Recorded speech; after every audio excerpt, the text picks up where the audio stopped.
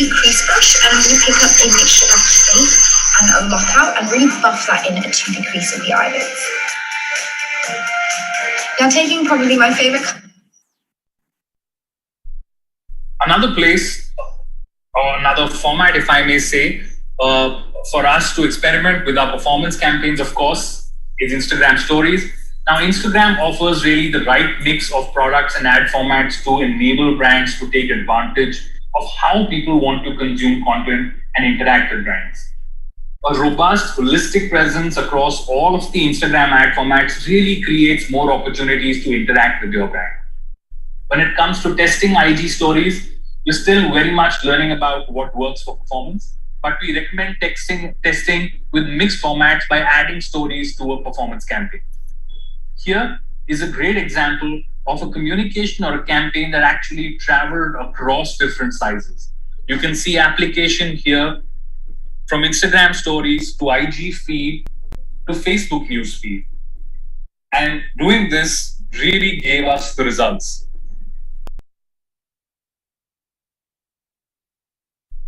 With a campaign spread over in stories, feed, and Facebook news feed, we saw a 5 times increase in conversion and a 50% improvement in ROI.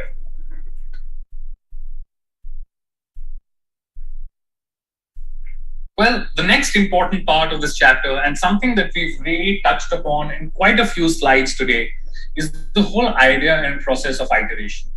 The idea of testing and learning, the idea of putting out work, seeing responses, seeing how consumers are reacting to it, and then adapting it or changing it or tweaking it to really make it that winning formula for you that always works.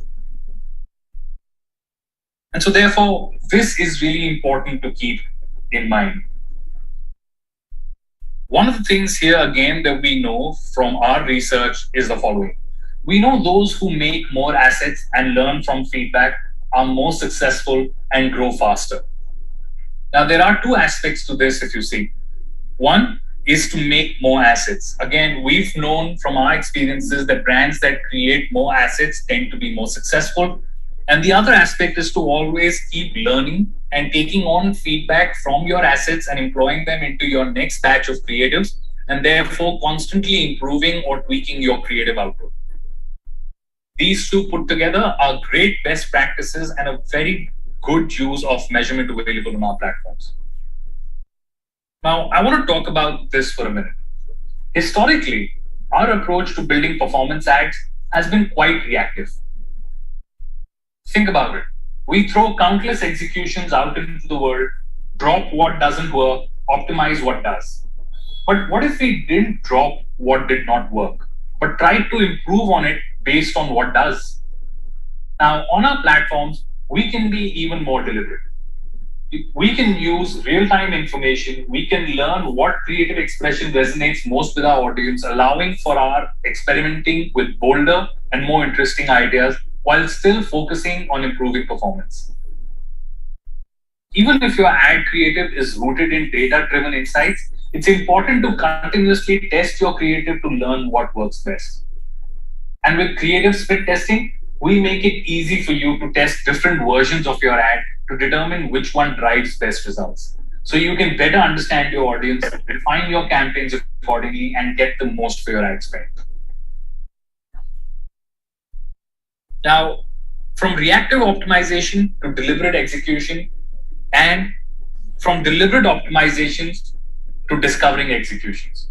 Once we know what works from an executional standpoint, we can move away from building executions and start exploring different motivations. Now, here's one way to get started. This really is an exercise we've been running as a creative organization for years, and it gets right to the heart of a customer motivation, which is how advertisers have been building ideas since the early days. We start here by listing all of the potential motivations or barriers a customer might experience in interacting with your product.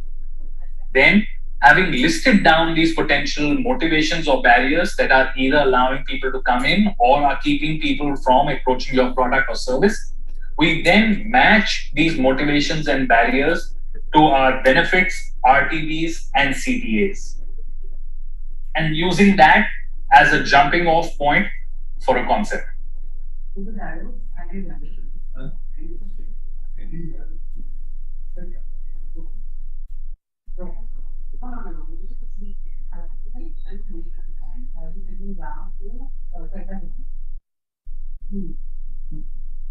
Consuming our product or service, or what keeps people from consuming our product or service. Now, to this, how do we pivot the product, and therefore, what does our RTB benefit or CTA become? We then, of course, add the right CTA to the action that we desire, and that gives us our jumping off point for creating the creative concept. Now, all of these motivations then help us appeal to the customer. Here again is a great example. If the motivation is, or the barrier in this case is, there won't be a flavor for me, well, here's what the work looks like. It leads with 36 new flavors. If the barrier is, I don't want to buy soda online because there's a store around the corner, well, here's what the motivation looks like.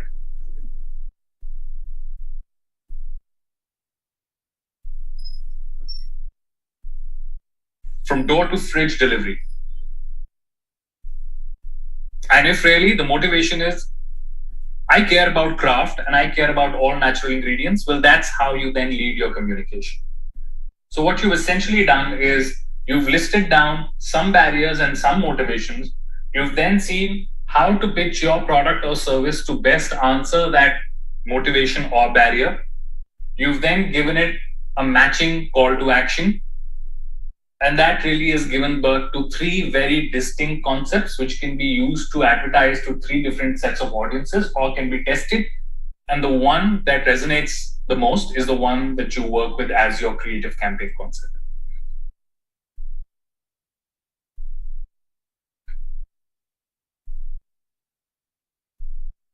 Now, before I close today's session, we've learned a lot today of really rejigging our assets, rejigging what we've got in terms of raw material. These could be images of our product or services, catalog images that we've already shot, videos that we might have already made.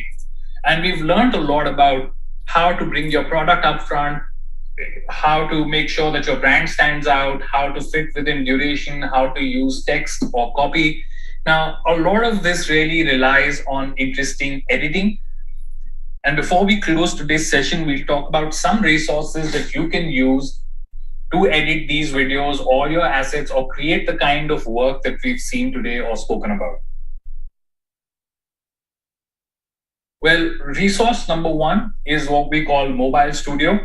It's available on facebook.com/business/m/Mobile Studio. Now, on Mobile Studio, you'll find a bunch of partner apps that allow you to work with your raw material and create assets that look like the kind of assets we saw today straight from your mobile phone.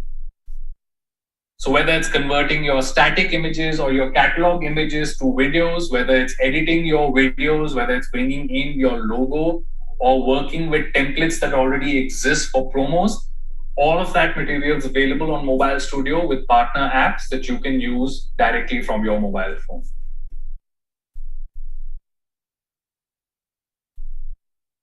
Resource number two is what we call the Video Creation Kit. It really is a tool that enables you to convert static images into mobile optimized video ads. And you can do this with videos or end up creating videos that are 15 seconds or 6 seconds in duration. And you can build them specifically for feed as well as full screen stories. Again, this is a tool that's available to you at facebook.com/business/news/making it easier to build mobile first videos.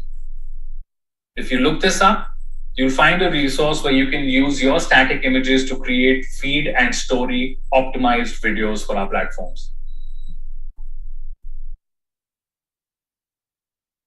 Resource number three, and most of our creative allies find this particularly useful, is what we call Creative Hub. It's available on facebook.com/ads/Creative Hub. Now, Creative Hub is great for many things. I would like to call out two in the context of what we've covered today. Number one, it's a great repository of winning work. You can look up successful campaigns from around the world, across verticals, across markets, and more interestingly, across formats. Which really means if you're interested in doing a canvas, or if you're interested in doing a carousel, or if you're interested in doing a collection, you can look up carousel ads and you can see what winning work on carousel ads looks like. So if you want to see how best are carousels being used by marketers around the world, you can go to Creative Hub and look up by ad format and see what good examples of work look like. The other thing that Creative Hub offers is a mock-up tool. Now, this is also very, very useful. Most of our advertising is designed on horizontal screens. And when we put those up on our mobile phones is when we realize for the very first time that our logo might be too small or too big, the text might be too much, the colors might not pop. Now, all of those questions get answered if you're able to actually see your ad in a mock feed environment before it goes live. With the mock-up tool here, you can actually see your ad exactly how it would appear on someone's feed. And then if you like what you see, of course, you can go live with your ad. Now, we recommend this to be a part of your approval process. We recommend that the last thing you do before your ad goes live is see it in a mock-up tool to see exactly how it would feel like or look like to a consumer who's seeing this on their phones, and then take a call on all of these elements and weightages, and then go live with it. Well, those are the tools, and those are some of the best practices for performance campaigns. We really look forward to incredible and interesting and successful campaigns from you. We'll take on any questions that you might have now.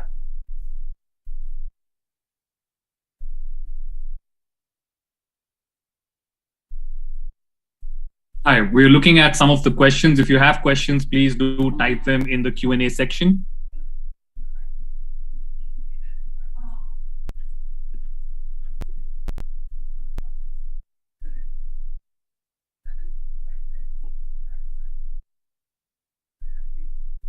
You can join the next session as well in case you missed it. There's also a resource where all of these are available and you can look that up.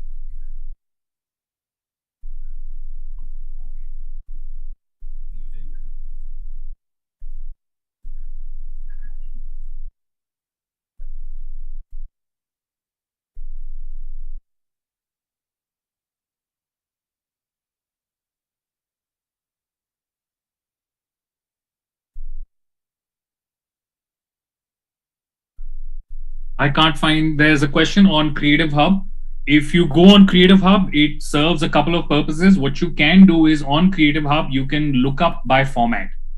And so that's an interesting way of using Creative Hub, which is instead of looking at ads directly, say, for instance, if you're interested in carousels or if you're interested in videos, you can look up by carousel and then see what winning work looks like.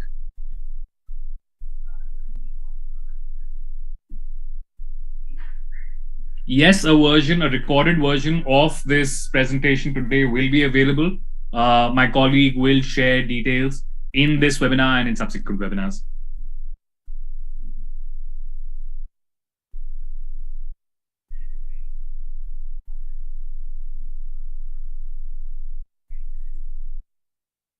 Is there any tool where creatives are adapted for all placements? Creative Hub is a great tool. It's a great mock-up tool as well. So one of the things that Creative Hub does allow you to also do is input all of these inputs that go into your campaign. So for instance, the price of your product, the headline, the image, and it'll immediately turn those into verticals and squares and 1:1s, 4:5s, and 9:16s, the ratios that you'll most often be using on our platforms. And you can see exactly how your creatives will look in all of these. So that is a great tool to use.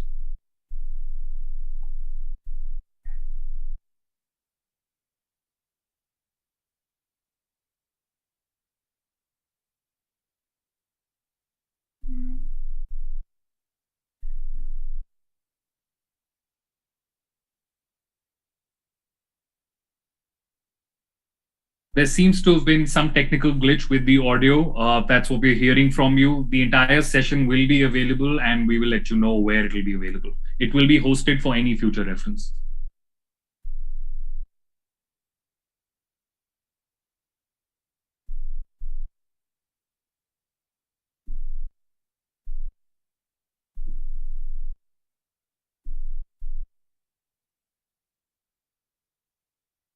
For ad examples, there's of course Creative Hub. Other than Creative Hub, you can also look at Meta for Business, Instagram for Business. Say, for instance, if you go to Instagram for Business and you're looking at Instagram case studies, within Instagram for Business, that site that I'm talking about, you will find an inspiration link that will show you many case studies by verticals, by objectives that you can then see and understand how our platforms have been used well by those campaigns.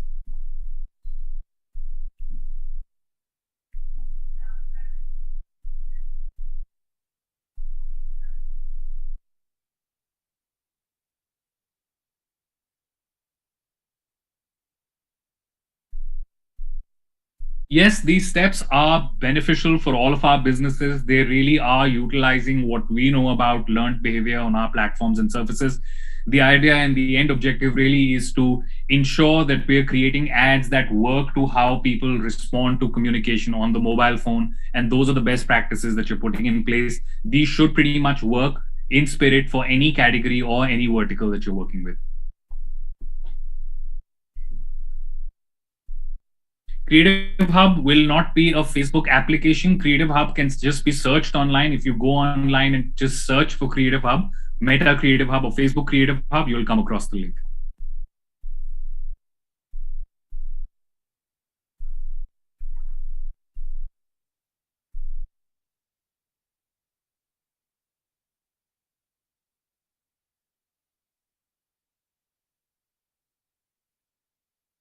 The limit on text on Creative has been removed, but again, as we normally recommend, these mediums, these platforms are more designed to be visual in nature. So even though the limit has been removed or revoked, try and ensure that you keep your copy very crisp. Try and ensure that your image area is decluttered, and try and ensure that you only have your most compelling argument, your promo or your offer, or whatever is supposed to draw in your audience the most in your creative area. Everything else can be bumped up to the description area.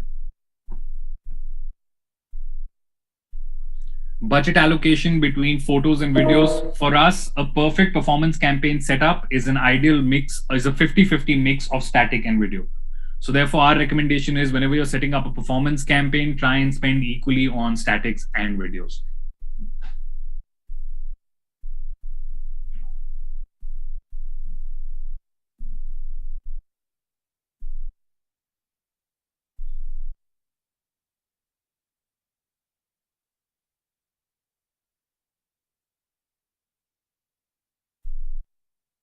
Creative Hub is entirely free for you to use. It's not a paid service.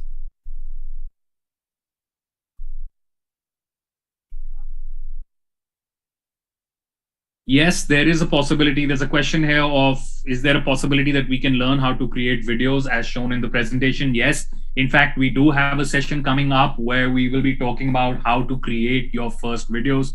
We'll talk about the entire process. We'll talk about the tools, and the end result will be, the session will end with us having our first video optimized ads.